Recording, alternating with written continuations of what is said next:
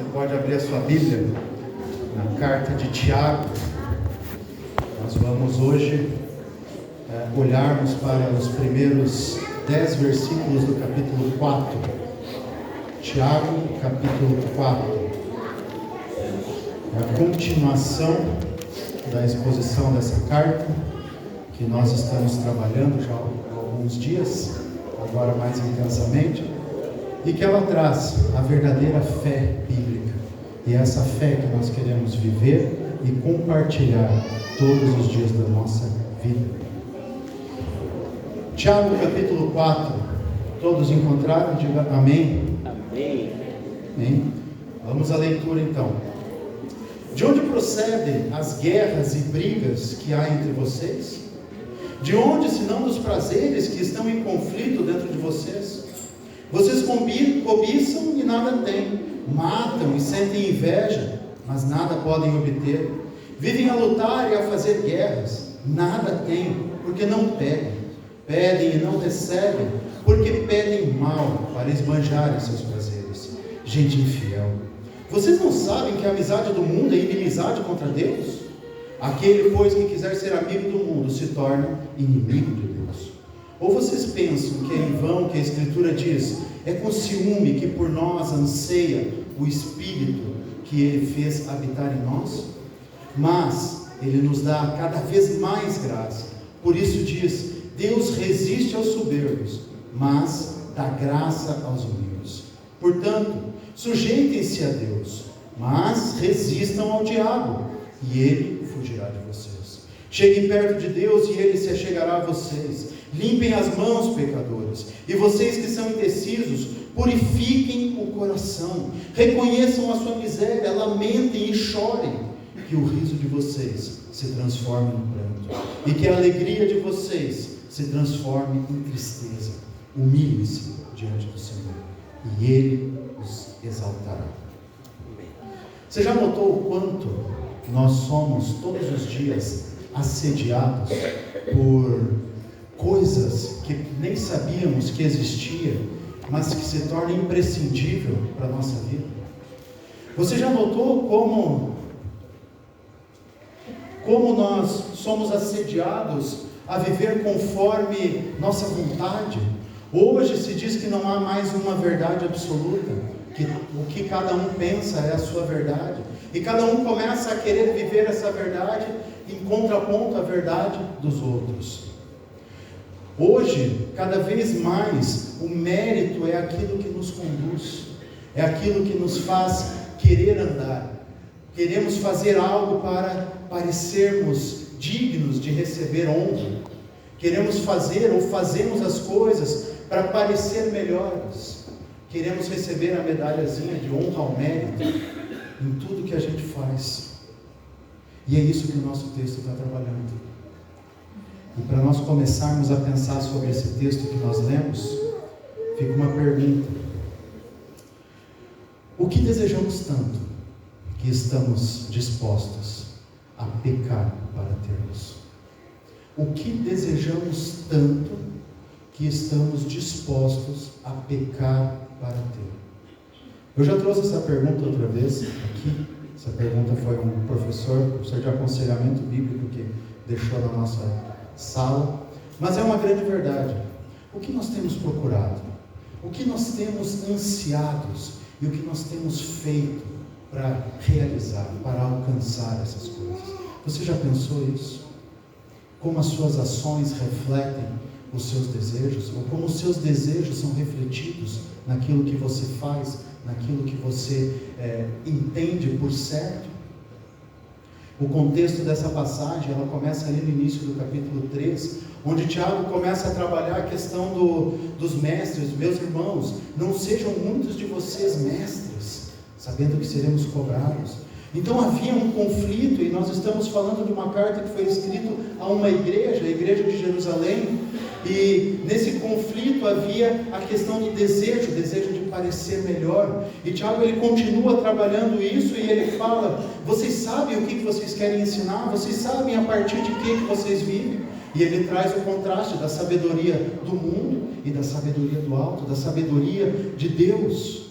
E ele no versículo 17 do capítulo 13, ele diz: mas a sabedoria lá do alto é primeiramente pura, e depois pacífica, gentil, amigável, cheia de misericórdia e de bons frutos, imparcial e sem fingimento. Ora, é em paz que se semeia o fruto da justiça, para os que promovem a paz. E a sua próxima palavra é: vocês sabem de onde vêm as guerras que existem entre vocês? Depois de falar de paz, ele traz as guerras. Vocês sabem de onde vêm os conflitos que existem dentro de vocês? Será que não são dos prazeres que estão em conflito entre vocês? Então Tiago, ele trabalha essas duas perguntas de forma retórica, uma respondendo a outra, e ele começa a nos trazer essa realidade. E duas palavras aqui, elas são chaves nesses primeiros 4 versos, que nos mostram que os desejos de nossos corações, eles apontam para o Senhor de nossas vidas. Os desejos dos nossos corações apontam para o Senhor das nossas vidas. E os desejos, eles são representados por prazeres, aqui no versículo 1. E esses prazeres, às vezes que aparecem na Bíblia, a palavra que se refere a esses prazeres, nunca é uma boa menção. Nunca são bons prazeres, nunca são boas coisas que buscamos. Lucas capítulo 8, verso 14, por exemplo, ele trabalha essa mesma palavra e diz, na explicação da parábola do semeador, que a semente que cai entre os espinhos, ele diz que esses espinhos são as preocupações, as riquezas e os prazeres desta vida. Estes espinhos, estes prazeres, eles sufocam a semente e não permitem que ela frutifique. Eles matam a semente. A semente não é capaz de produzir frutos se ela não recebe a luz, o sol, a água, se ela não se enraiza. E esses prazeres é uma das coisas que atrapalham na frutificação. Tito, capítulo 3, verso 3, também usa essa palavra e traz a ênfase de que nós éramos enganados e escravizados por estas paixões. Como Tiago, ele vem trabalhando, crescendo esse tema e chega nesse momento: o que nós desejamos, o que nós queremos por meio da nossa vida, onde nós queremos chegar, a quem nós estamos servindo de fato, né? O que nós queremos tanto que estamos dispostos a fazer qualquer coisa para ter. E a segunda palavra, então, já na parte mais, na pergunta que responde a primeira pergunta, é conflito. Sim, é uma guerra declarada que há dentro de nós. Lembrando, estamos lendo uma carta que foi escrita para uma igreja, que foi escrita para nós. E essa igreja, essa é o primeiro texto escrito no Novo Testamento, e traz justamente problemas dentro da igreja. E esses problemas, eles existem porque há uma guerra dentro de nós. E essa guerra, Paulo vai falar em Gálatas 5,17, que é a luta da carne contra o Espírito. O Espírito luta contra a carne porque são opostos entre si, para que vocês não façam o que querem. E de novo, o que nós queremos fazer?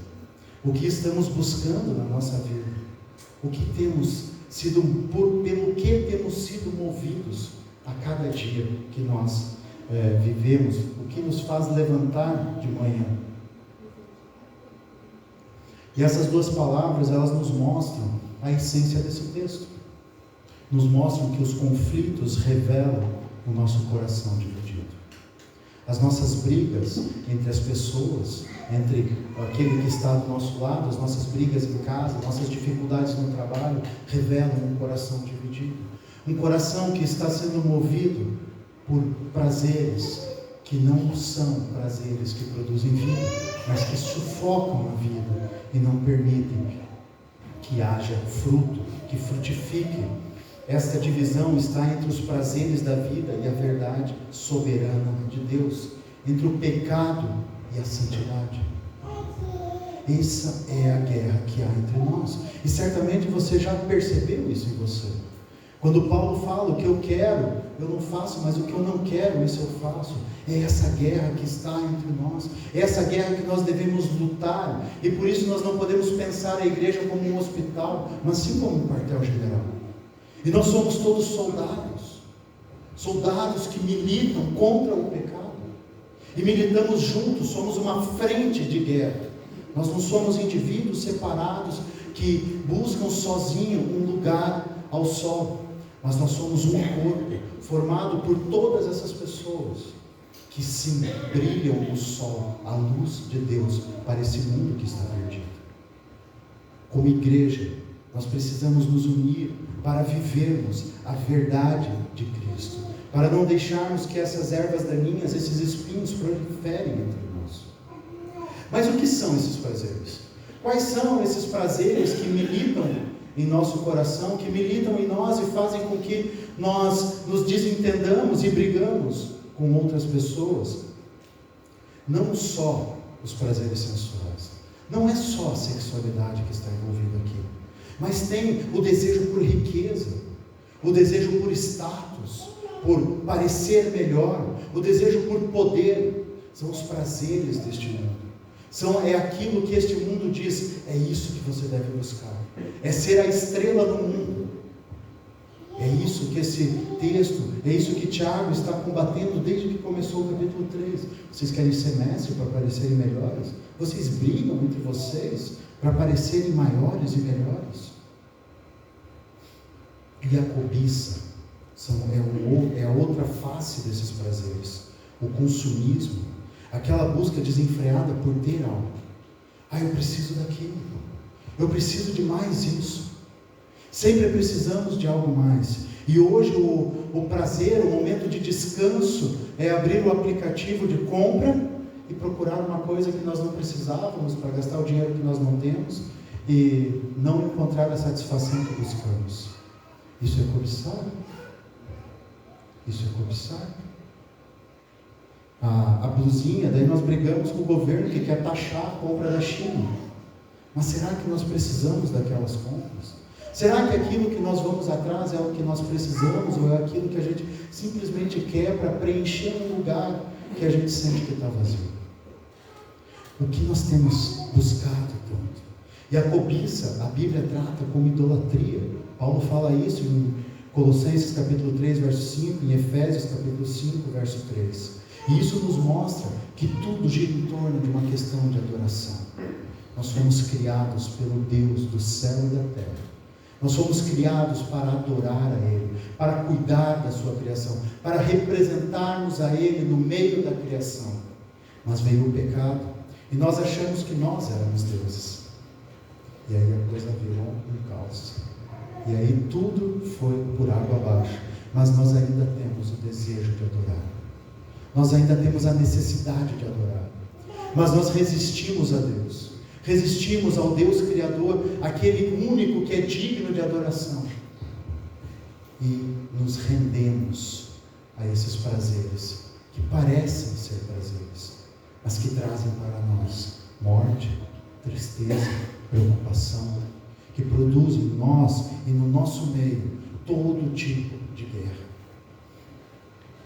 E Paulo ele continua a trabalhar e ele traz então o que causa tudo isso, né?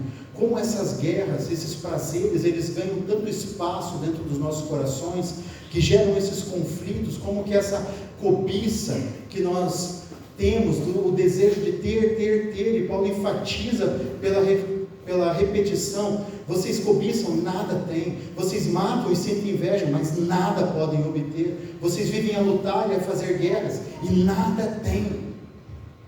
A cobiça não é para ter algo, mas é para sempre ter algo. Nós não precisamos ter aquilo ali, nós precisamos ter alguma coisa, e outra coisa, e outra coisa, e nós nunca estamos satisfeitos, e por isso nós nunca temos o que nós queremos. Não sempre temos o desejo de uma coisa nova. Antes disso eu preciso daquilo. Para fazer isso eu preciso ter isso. E aí a gente não faz nada. E aí a gente se fecha nesse mundo e fica improdutivo e reclamando que nada tem. Mas o final do verso 2, Paulo aponta a causa, né? Vocês não têm, porque não pedem. E provavelmente essa igreja, quando lê isso, diz: não, Tiago, nós somos judeus messiânicos, nós cremos em Cristo, mas nós Nós estamos ali orando, nós estamos pedindo a Deus. E Tiago continua: pedem e não recebem, porque pedem mal, para esbanjarem em seus prazeres. O que tem nos levado a orar? Qual é o conteúdo da nossa oração? Qual é a motivação dos nossos pedidos? Você já analisou dentro do teu momento íntimo de oração o que você pede? Por quem que você pede? Para que você pede? Eu tive um momento ali que eu entrei em crise existencial, que eu notei que a minha oração eram pedidos vazios. Talvez fossem essas orações que esses homens faziam. Pede, pede, pede, mas sai mais vazio do que quando começou a orar. É um não relacionamento com Deus. Afinal de contas, nós estamos buscando prazeres. Os nossos pedidos são para desfrutarmos de prazeres deste mundo, para desfrutar deste mundo, mas somos resgatados deste mundo, tirados deste mundo que jaz no maligno. Mas ainda estamos desejando as coisas daqui, ainda estamos colados, parece, porque nós estamos dando ou alimentando mais esses desejos. Nós somos impactados diariamente por uma infinidade de anúncios, de propostas, de possibilidades. E quanto tempo do nosso dia nós somos impactados pela palavra da verdade? Quanto tempo do nosso dia a presença de Deus, ela é a única coisa que tem naquele momento? Quanto tempo nós tiramos para Deus? O quanto nós nos dedicamos a orar a Deus, a clamar a Ele, a conhecer a Deus. Às quartas-feiras nós temos orado, nós temos nos reunido como igreja para orar, e nós temos orado as Escrituras, para não orarmos as nossas palavras. E quando nós terminamos de orar as Escrituras, nós entendemos que precisamos orar pelos outros. Temos necessidades, mas qual é a maior necessidade do homem? Qual é a maior necessidade do homem? É a comida? É a roupa? Ou é que busca em primeiro lugar o reino de Deus? Buscar em primeiro lugar o reino de Deus e todas as outras coisas vos serão acrescentadas. Essa é uma verdade na nossa oração. A nossa oração representa o clamor por conversões, o clamor por missões, o clamor por avivamento em nossos corações, pela palavra sendo a nossa regra de fé e prática, todos os dias, em todos os momentos. Ou a nossa oração, ela tem sido: puxa, Deus, preciso trocar de carro. Deus, preciso tirar férias, preciso de uma casa na praia para poder ir um final de semana por mês. É interessante que é só o final de semana que nós temos para ir para os lugares. E nós esquecemos que o final de semana é o tempo que nós temos para adorar a Deus. Quais são os prazeres que estão militando em nossos corações, que estão guerreando e nos tirando da presença de Deus? O que nós temos buscado?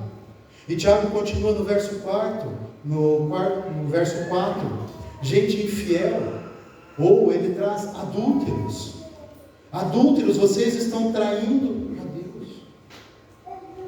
Vocês estão traindo assim como os israelitas fizeram, servindo outros deuses, rejeitando a Cristo, rejeitando a verdade para viver uma aventura com o diabo, para se divertir com o mundo, para desfrutar de falsos prazeres, de falsos desejos, de falsas esperanças.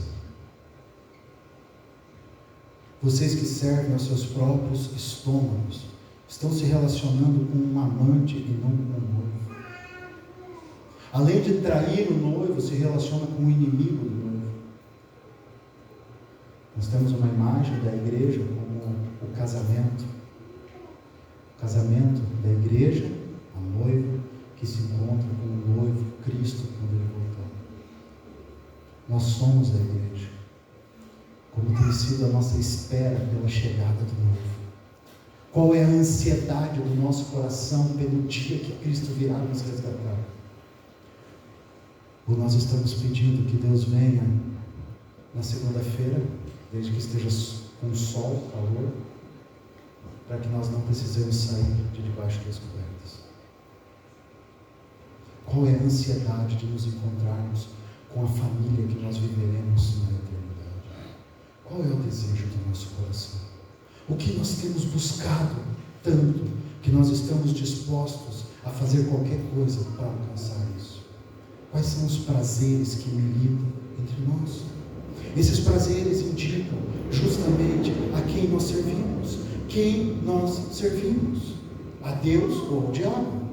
Só tem esses dois, não tem outro que possa ser. Não tem o centrão, não tem o muro. Existe uma decisão: a quem eu sirvo, a quais os prazeres eu vou buscar, quais prazeres eu vou resistir. Tiago, ele começa falando disso no capítulo 1, verso 14. Cada um é tentado pela sua própria cobiça, por aqueles prazeres que buscam. O que nós temos buscado? Quais são os prazeres que têm nos seduzido a nos tirar, a nos não deixar tirar um tempo para Deus, a nos afastar de Deus? Quais são as coisas que têm militado em nosso coração? E os versos 5 a 6, eles trazem o outro lado. Nós temos essa guerra que há entre nós. E Tiago começa mostrando então esses prazeres, essa cobiça, esse desejo de matar. E o matar aqui, ele não é literal, é uma hipérbole, como nós vimos na EBD de umas semanas atrás. Aquele que odeia o seu irmão, aquele que menospreza o seu irmão, aquele que fala mal do seu irmão, está cometendo assassinato. Sermão do Monte, domingo às 9 horas da manhã, estejam presentes. Irmãos, o que nós temos desejado? Os versos 5 a 6 nos mostram o outro lado da história. Nos mostra que o Senhor Deus, Ele pode nos livrar de nossos maus desejos. E não só nos livra, mas Ele vem até nós. Enquanto Paulo mostra que nós somos seduzidos e enganados pelos nossos maus desejos, Tiago, ele vem e agora diz: olha só, vocês pensam que é em vão que a Escritura diz, é com ciúme que por nós anseia o Espírito, que Ele fez habitar em nós? Esse ciúme nunca é uma coisa boa, e Paulo ele vai falar em 1 Coríntios 13, que o amor não sente ciúme. Então aqui nós temos que entender esse ciúme do Espírito de Deus que habita em nós, que todo aquele que crê em Cristo se entrega a Ele, recebe esse Espírito. Ele sente, não um ciúme doentio, mas ele tem um santo zelo, um cuidado por nós. Em João capítulo 16, verso 8, ele nos diz que o Consolador viria, e Ele é aquele que convence o mundo do pecado, da justiça e do juízo. E este é o cuidado, o zelo que o Espírito tem por cada um de nós, de nos mostrar que os nossos desejos são ruins, que as nossas vontades não são as vontades de Deus. Deus vem até nós, se entrega em nosso lugar, se dá, habita em nós. Ele taberculou entre nós, e agora Ele está morando, residindo em nós por meio do seu Espírito. E o texto continua, mas Ele nos dá cada vez mais graça. Ele, além de cuidar, de nos apontar o caminho, Ele vem e diz: Ele perdoa. Irmãos, se os nossos desejos não estão coerentes, não estão de acordo com a vontade de Deus, nós temos um Deus que derrama da sua graça, do seu perdão. E Ele vai falar na sequência a respeito do arrependimento. Mas o que é fantástico nesses dois versos que estão no centro do texto é como Deus vem até nós, enquanto o pecado nos engana para vivermos de uma forma totalmente contrária a Deus, para odiarmos a Deus. Deus vem e se entrega por aqueles que odeiam a Ele, se põe no lugar deles para que o próprio Deus, na pessoa de Jesus Cristo, o Filho, recebesse a ira de Deus contra o pecado, para que nós não recebêssemos. essa ira. Ele nos livra da sua própria ira. Ele nos entrega a salvação. Isso é graça, nós não merecemos. Éramos seus inimigos quando Ele se entregou. Ele veio até nós para nos dar vida. Ele veio até nós, Ele tabernaculou entre nós para nos dar a vida. E por isso diz: Deus resiste aos soberbos, mas dá graça aos humildes. Irmãos, o que a graça de Deus fala ao seu coração? O que o fato de Deus ter se feito homem, se humilhado, se esvaziado, se feito servo, se entregue à morte por nossa causa e em nosso lugar, fala ao seu coração? O que saber disso muda nas suas decisões? O que saber, conhecer essa verdade, faz com que você rejeite maus pensamentos? Se isso não fala nada, irmãos, temos um problema sério. Temos um problema sério. Se a graça de Deus não faz diferença para você, você ainda não conhece a má notícia que nos assola, que é que nós somos pecadores. Não há um justo sequer. Todos pecaram em Adão.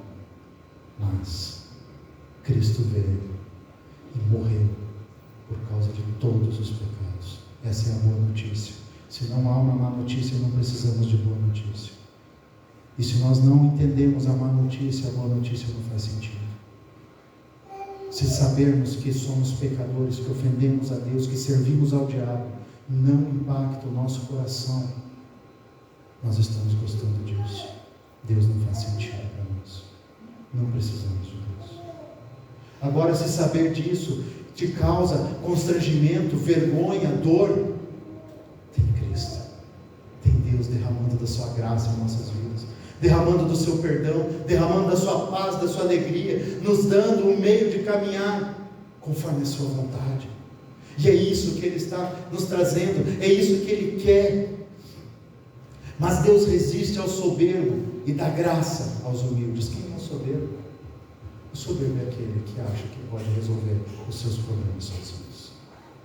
O soberbo é aquele que acha que o que ele tem é suficiente para resolver os problemas do mundo.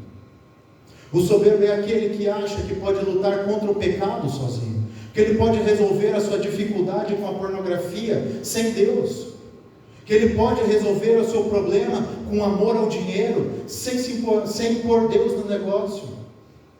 Esse é o soberbo que resiste a Deus, que rejeita a Deus. O soberbo é aquele que acha que ele está no controle. Ele ainda vive sob a má notícia.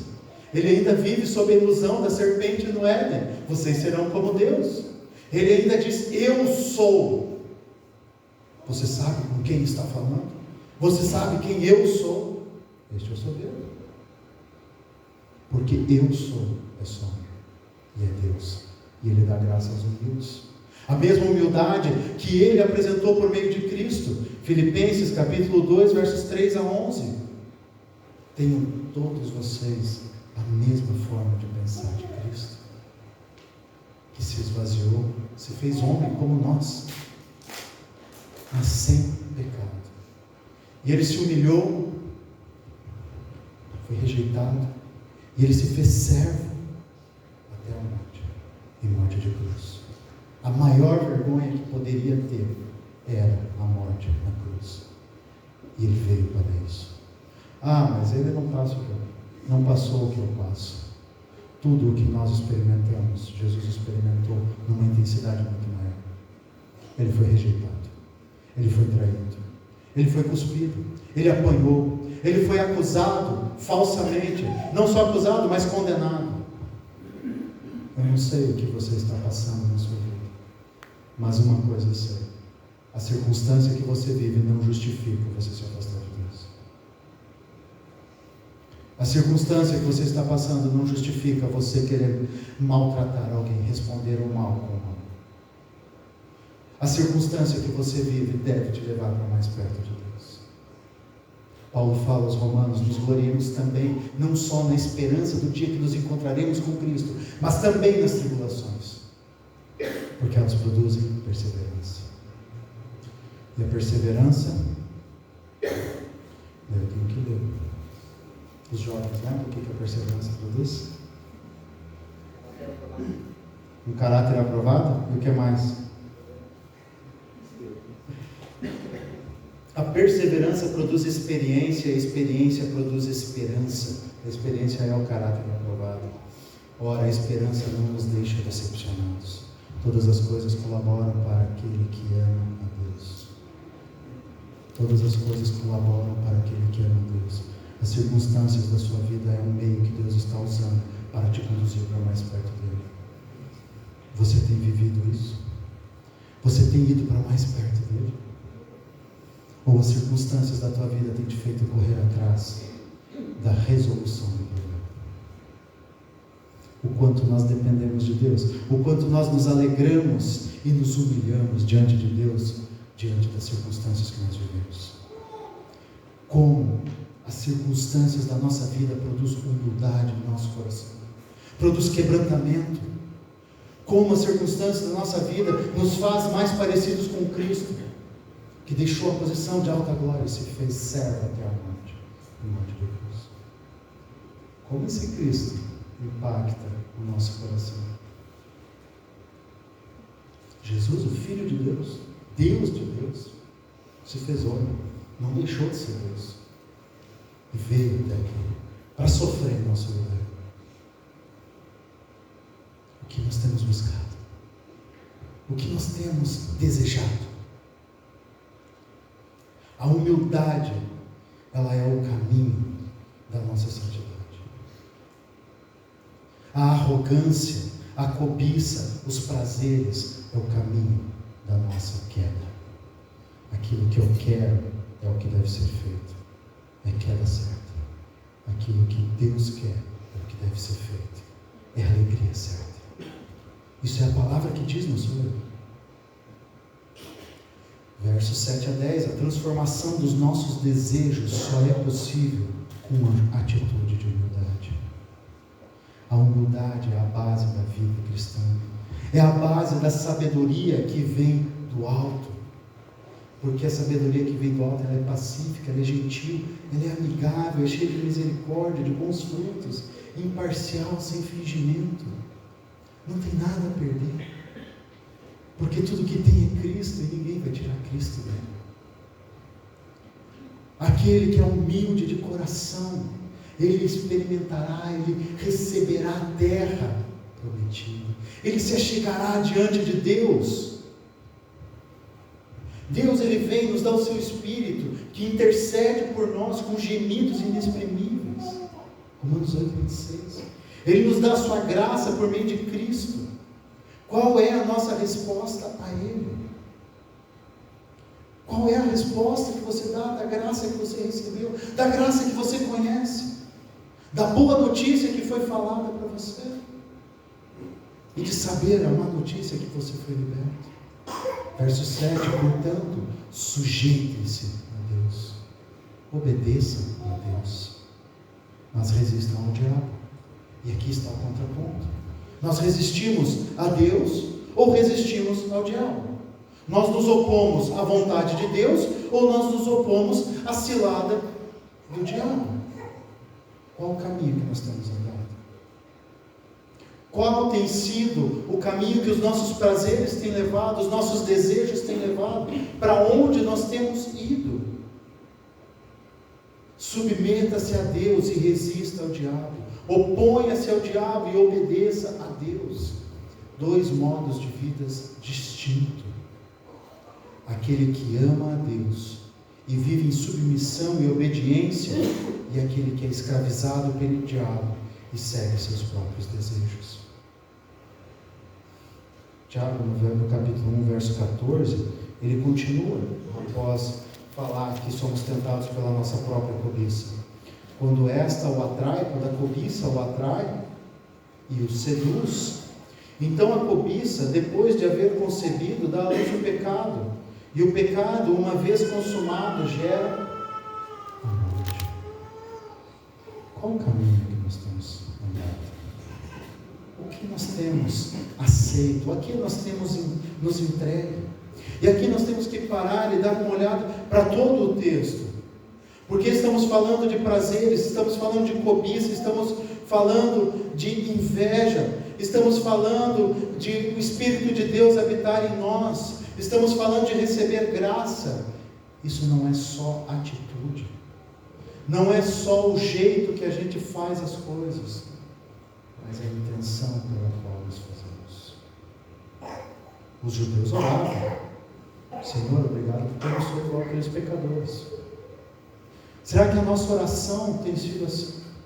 Será que o nosso pedir tem sido assim? Ou a nossa sujeição, a nossa obediência a Deus, que não é natural, mas é algo que nós precisamos tomar uma decisão de obedecer a Deus, é o determinar, eu determino ao meu coração, eu quero obedecer a Deus.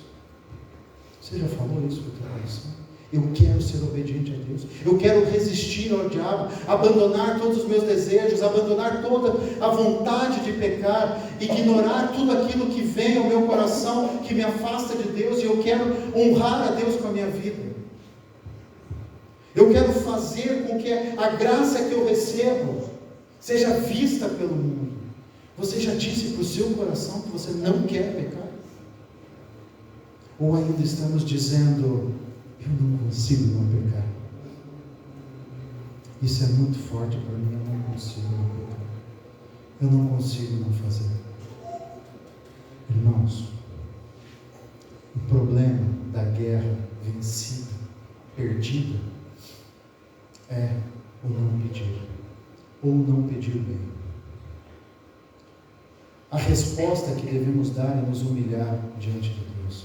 E esse humilhar, ele está bem explicado nos versos 8 e 9, quando o Tiago diz: olha só, vocês querem se sujeitar a Deus, vocês decidiram obedecer a Deus, então cheguem-se perto dele, cheguem perto dele, busquem a Ele, vão em direção a Ele, tirem um tempo do seu dia, o primeiro momento, ou o dia todo, e medite na palavra, leia a tua palavra, leia a palavra de Deus, busque entendê-la, medite, mastigue, rumine essa palavra, para que ela esteja viva e presente em seu coração o tempo todo.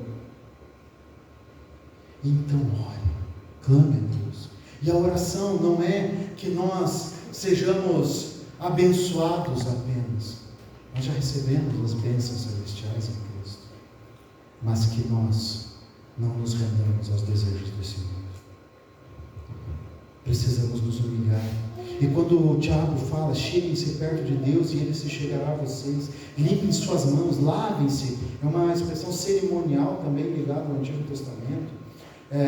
Vocês que são indecisos, purifiquem o coração, reconheçam a sua miséria, lamentem e chorem. Quando a gente olha para o Sermão do Monte, a gente vê praticamente todas essas atitudes. E quando a gente estudou essas atitudes nas bem-aventuranças, na EBD, a gente viu que tudo isso está relacionado diretamente ao entender que somos pecadores, que necessitamos de Deus, que precisamos de Deus, e que a nossa resposta às pessoas não está no que elas fazem, mas em quem nós somos. Filhos de Deus, respondemos como Deus responde. Você já pensou como Deus respondeu a sua ofensa a Ele? Morrendo em seu lugar. Essa é a forma que o nosso ego, que o nosso eu morra, para que Cristo viva. Todas essas atitudes que estão no verso 8 e 9, elas podem ser resumidas em uma palavra: arrependimento. Arrependimento. Busquem a Deus, arrependam-se, reconheçam os seus pecados e arrependam-se. Mas arrepender não é simplesmente dizer: Pai, perdão, e amanhã fazer a mesma coisa. Arrependimento envolve reconhecer o erro, abandonar o erro e fazer o que é certo no lugar daquilo. Vocês que roubam, não roubem mais, mas trabalhem e ajudem o necessitado. Vocês que mentem, não mintam mais, mas falem a verdade. É uma mudança, não é só um deixar de fazer, é fazer o que é certo, é substituir o ruim pelo bom. Arrependam-se, deixem que seu coração, sua mente seja renovado pela vontade de Deus. Reconhecer que o pecado nos leva a uma miséria moral e lamentar, chorar, lamentar o tempo que nós vivemos em pecado, chorar porque o pecado reinou em nós. E Tiago continua que o riso de vocês se transforme em pranto e que a alegria de vocês se torne em tristeza. O que Tiago não está falando aqui é que a vida cristã é uma lástima. O que Tiago não está falando aqui é que ser cristão é a coisa mais triste do mundo. O que ele está falando é que a alegria, que o riso, a alegria que o pecado traz, deve ser motivo de choro e de lamento, para que possamos rejeitar verdadeiramente em nosso coração, decidirmos não fazer mais. Humilhem-se diante do Senhor e Ele os exaltará. Se a cobiça é parecer ser melhor que os outros, ter mais do que os outros, e ela resulta em nada ter, humilhar-se diante do Senhor resulta em ser aceitável diante dele. Não tem nada melhor que isso. Não tem nada superior a isso. Irmãos, nós já falamos, isso tudo não são apenas atitudes, não são apenas o trabalho das nossas mãos, mas é uma questão de coração. Marcos capítulo 7, verso 21 a 23 diz assim: porque de dentro do coração das pessoas, é que procedem os maus pensamentos, as imoralidades sexuais, os furtos, os homicídios, os adultérios, a avareza, as maldades, o engano, a libertinagem, a inveja, a blasfêmia, o orgulho, a falta de juízo. Todos estes males vêm de dentro e contaminam a pessoa. Irmãos, o que nós temos colocado para dentro do nosso coração? Como nós temos alimentado o nosso coração com a palavra de Deus? Ou nós temos nos rendido a tudo o que nos é oferecido pelo mundo, com a sua publicidade muito bem feita, com os seus argumentos muito bem bolados? Enquanto a palavra de Deus faz parte da nossa vida para moldar os nossos desejos? O quanto desejamos a Deus a ponto de rejeitarmos a nós mesmos para fazer a vontade de Deus? O quanto a sabedoria do alto é algo que realmente desejamos?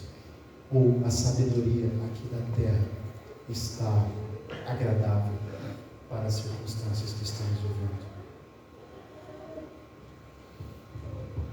Trazendo as aplicações do texto, em primeiro lugar, nós temos que lembrar que se o problema dos prazeres e da cobiça está ligado ao pedir, precisamos orar, mas orar certo, clamar a Deus para nos livrar disso, para nos livrar desses desejos e para que desejemos aquilo que Ele quer que nós desejemos.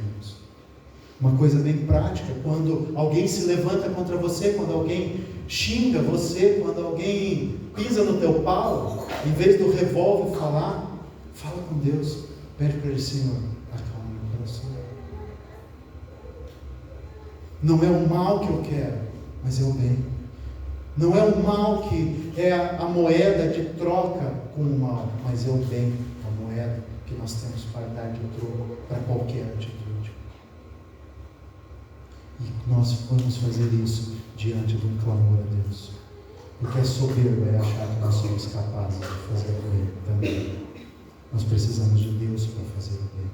Nós precisamos lembrar que todos os prazeres, que toda a cobiça, ela está no nosso coração, e que Cristo transforma isso. e que a transformação ela passa por um caminho de humilhação diante de Deus.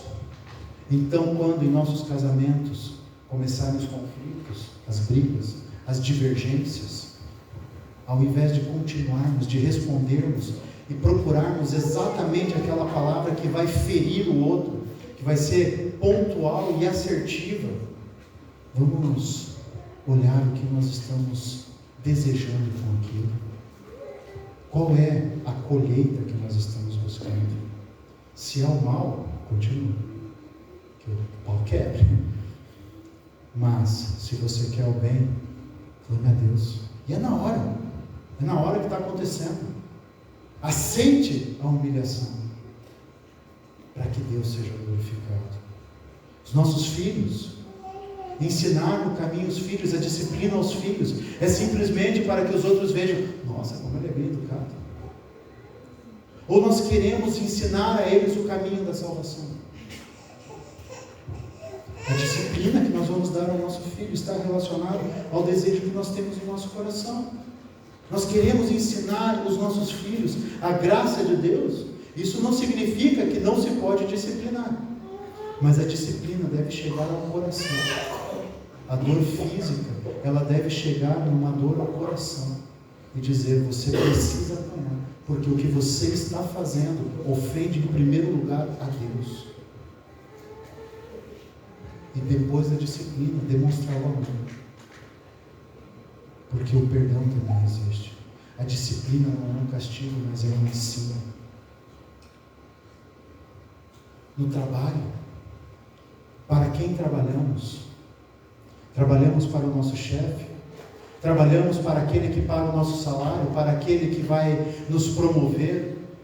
Ou para mostrar para o colega do lado que eu sou melhor? O nosso trabalho é para Deus. Tudo que formos fazer é para Deus. E isso a gente vê repetidas vezes. A gente vê Daniel servindo ao rei da Babilônia com excelência, sendo tão excelente que o rei da Babilônia ficou exaltado. Nós vemos José servindo ao faraó com excelência, era o segundo na ordem de quem mandava mais, mas ele serviu a Deus e não aos seus chefes. O desejo do nosso coração deve ser agradar a Deus, servir a Deus. O desejo de tudo aquilo que nós formos fazer deve ser a glória de Deus. Na igreja, na sociedade, nós somos todos servos do mesmo Deus. Tudo que formos fazer, pensar, falar, é para a edificação do reino. Tem sido assim em nossos corações. Nós temos pensado no reino de Deus, nós temos entendido o reino de Deus como o governo dele, como a manifestação, a igreja como um povo desse reino, que manifesta a glória de Deus. Aquilo que a gente faz para o nosso irmão exalta a Deus. Qual é a intenção do nosso coração? Quais são os desejos que nós temos para fazer aquilo que a gente tem feito? O desejo do nosso coração deve ser direcionado para as coisas do alto, para a glória de Deus, e em todas as áreas e em todos os momentos da nossa vida. A fé bíblica verdadeira, ela tem um coração submisso a Deus. Nós temos nos submetidos em obediência ao Deus dos céus, Criador de todas as coisas, Salvador dos pecadores. Perguntei no início, o que você deseja, que está disposto a fazer qualquer coisa, até mesmo pecar para ter. Mas a pergunta que eu quero que você leve para sua casa, que você medite e responda a si mesmo é: o que temos desejado tanto que temos vivido como nós estamos vivendo? O que temos desejado tanto que temos vivido da forma como vivemos? O que está em primeiro lugar no nosso coração? Precisamos conhecer o Senhor no nosso coração para ou exaltá-lo se for Deus, ou destroná-lo se for o diabo. Precisamos nos submeter e nos sujeitar ao Deus dos céus e da terra. Amém? Obrigado, Senhor, pela Tua palavra. Tua palavra que revela, Senhor, muito do nosso coração, que revela muito de nossas ações, muito dos nossos pensamentos e dos nossos sentimentos, Senhor. Obrigado pela Tua palavra, Senhor, ela ser tão cirúrgica e falar tão profundamente conosco. Obrigado porque isso é graça, Senhor. É a Tua graça. É a Tua graça que nos confronta com o nosso pecado, mas nos conforta com a certeza de que em Ti nós podemos nos livrar de tudo isso. Senhor, que os nossos desejos não estejam nas coisas deste mundo, não estejam nesses prazeres daqui, Senhor. Sejam os prazeres sexuais, sejam prazeres de dinheiro, de poder, de visibilidade, de influência, Senhor. Que o nosso desejo seja de honrar o Teu nome, de fazer com que o Teu nome apareça, fazer com que o Teu nome esteja acima de todo nome. Senhor, que toda a honra, toda a glória seja ao Teu nome e não a nós, Senhor. Que nós não apareçamos, Senhor, mas que o Teu nome seja visto. Pai, que a Tua igreja, Senhor, esse povo que se reúne, que se chama pelo Teu nome, se renda a Ti, se humilhe a Ti, para que o Teu nome apareça, Senhor. Não são as pessoas que fazem, Senhor, mas é o Teu Espírito que usa cada um de nós para podermos fazer. Que nós nos rendamos ao governo, ao Teu governo, Senhor, à vontade do Teu Espírito, Senhor. Ajuda-nos, Deus, a resistir aos nossos desejos. Ajuda-nos, Senhor, a resistir àquilo que é contra a Tua vontade. Ajuda-nos, Senhor, a nos opormos firmemente contra Satanás, Senhor, para que ele fuja de nós, Senhor. Para que ele saia de perto, para que ele saiba que não vai ter vez, Senhor. Nós sabemos que isso só é possível pelo Teu Espírito, pelo Teu agir em nós, mas, Senhor, nós precisamos querer não pecar. Ajuda-nos, Senhor, a decidir o caminho que nós queremos andar. Ajuda-nos, Senhor, a decidir por santidade. Ajuda-nos, Senhor, a querer ser santo como Tu és santo, porque sem santidade ninguém verá o Senhor. Ajuda-nos, Senhor, a querer estar na Tua presença o tempo todo, a rejeitar as coisas que não são de Ti, mas são de mim, Senhor. Ajuda-nos, Senhor, a viver de forma a glorificar o Teu nome o tempo todo, Senhor. Pai, que nossas feridas sejam tratadas pelo Teu Espírito. Pai, que nós, membros desta igreja, nos ajudemos a andar, Senhor, juntos, a rejeitarmos o pecado, a nos opormos a Satanás, Senhor, e juntos, Pai, unidos, demonstrarmos o Teu amor, Senhor, como o mundo carece de amor verdadeiro, do Teu amor, Senhor. Ajuda-nos, Pai, a vivermos para a glória do Teu nome, hoje e sempre. Amém.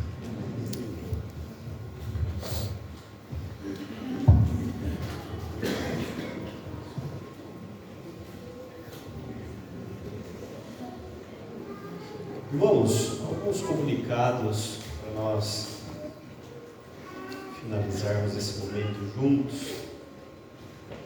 Primeiro, eu gostaria de agradecer os irmãos que nos visitam nessa noite. Que Deus abençoe vocês, que vocês se sintam bem no nosso meio, glorificar ao nosso Deus, cultuá-lo juntamente conosco.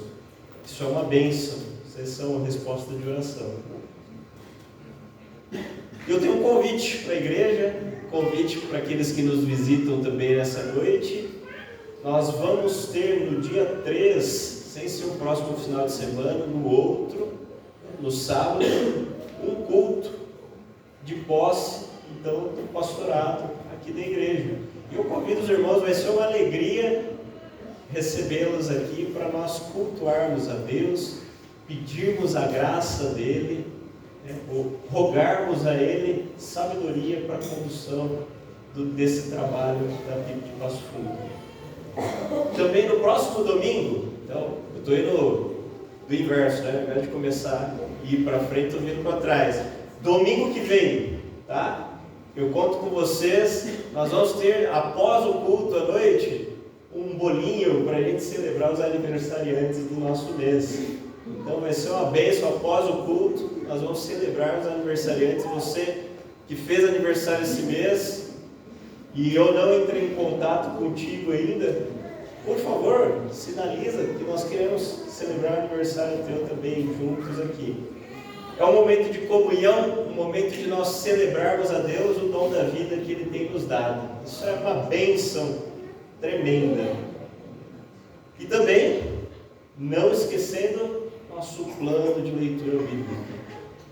Desenvolva esse hábito de ler a Bíblia todos os dias. Se você não recebeu o plano, se você quer o papelzinho, só me procurar o Beni, procurar outros irmãos aqui que podem estar fornecendo isso para vocês.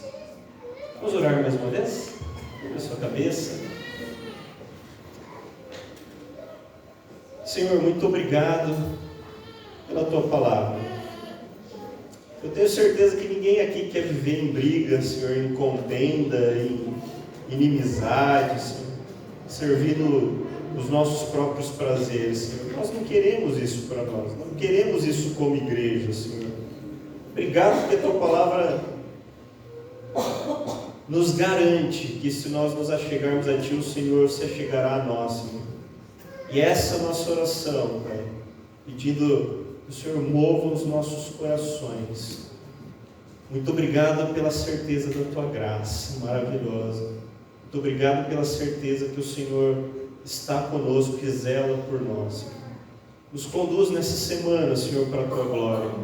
Que tudo isso que nós ouvimos, a Tua voz anunciada aqui a nós, Senhor, possa ser traduzida em vida no nosso dia a dia nessa semana, Senhor, no nosso trabalho. Nós possamos pensar a respeito disso, nos submeter ao Senhor, resistir ao diabo, e temos certeza que Ele fugirá de nós, Senhor. Faça isso, Senhor, nas nossas vidas. Muito obrigado pela certeza que é o Senhor quem nos exaltará, e o Senhor é fiel. Nós Te louvamos, pedimos a Tua paz, a Tua graça, o Teu amor sobre as nossas vidas, em nome de Cristo Jesus. Amém e amém. Irmãos, uma boa semana abençoada. Não saia daqui sem dar abraços aí nos teus irmãos em Cristo. Deus abençoe.